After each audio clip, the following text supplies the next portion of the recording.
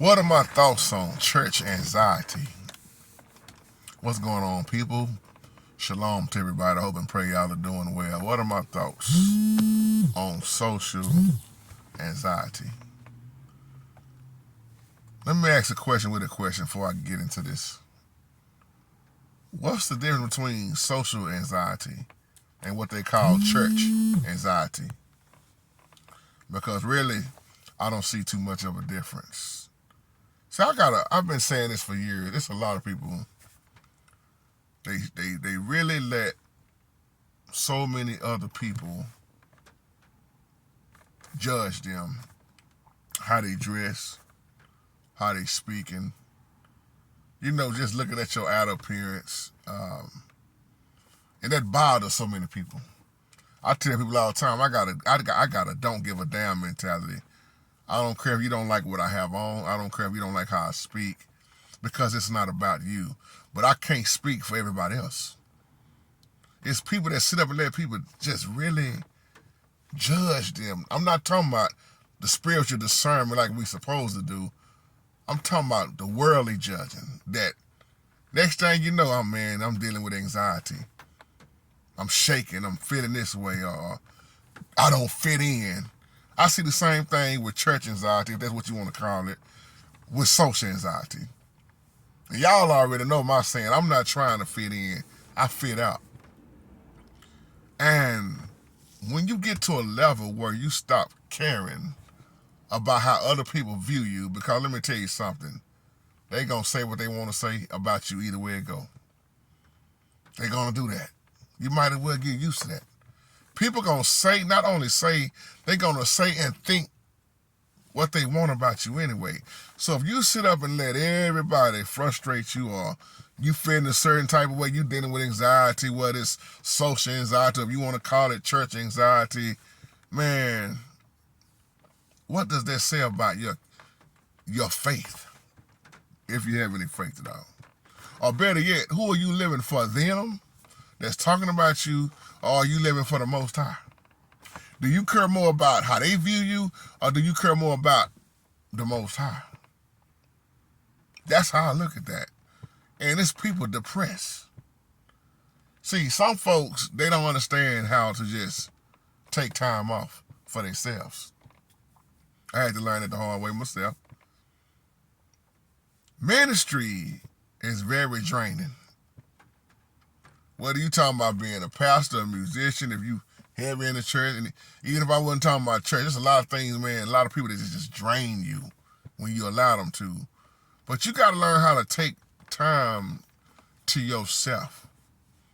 You ain't got to be in the church every time the doors open. Some people think because if they don't go to church, the church ain't going to go on. And I know a lot of us was taught like that growing up. You had to be in Sunday school. You had to be in Bible study. You had to be at the 3:30 service. You had to be at BTU.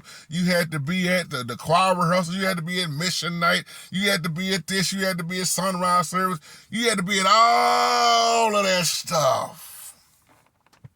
And I'm going to ask you a question. All this stuff I just named, but I could have named more than that. What do they have to do with getting in the kingdom? See, a lot of people are stressed out behind being in church. Somebody catch that later. It's a lot of pastors stressed out because of the church building.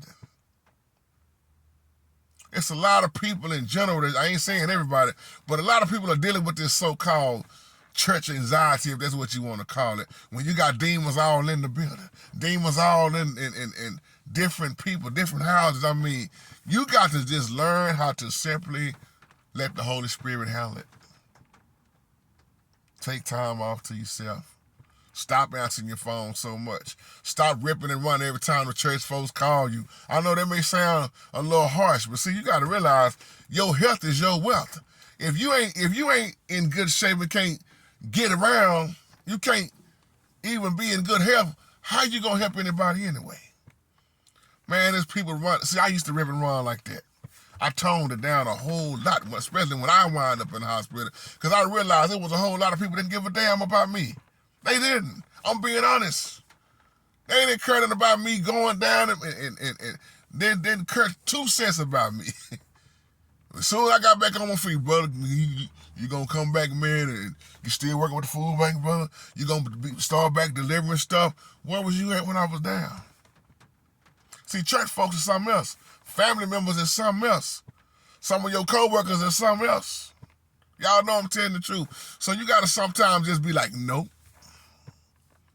I ain't answering the phone.